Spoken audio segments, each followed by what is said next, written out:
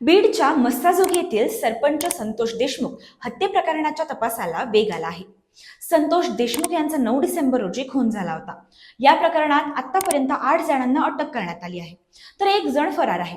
आज मुख्य आरोपी वाल्मिक कराडला 14 दिवसांची पोलीस कोठडी सुनावण्यात आली आहे. तसंच वाल्मिक कराडला मकोका लावण्यात आला आहे. पण मकोका म्हणजे काय? मकोका कायदा कधी लागू होतो हे जाणून घेऊ. महाराष्ट्र सरकारने संघटित गुन्हेगारीवर वचक बसवण्यासाठी 1999 मध्ये मकोका कायदा लागू केला.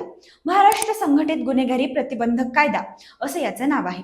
खंडणी, अपहरण, हप्ते वसुली, सुपारी देणे, तस्करी यासारखे गुन्हे संघटितरित्या केल्यास आरोपींवर मकोका लागतो.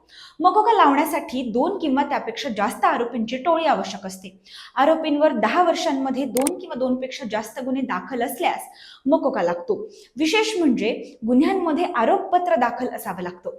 मकोका कायदा लागल्यानंतर आरोपींना जामीन मिळत नाही. आरोपींना 5 वर्षांच्या शिक्षेची तरतूद कायद्यात आहे. 5 वर्ष ते जन्मठेप अशी शिक्षा कायद्यात आहे. अशाच महत्त्वपूर्ण माहितीसाठी माईक टेस्टिंग मराठीला नक्की फॉलो करा.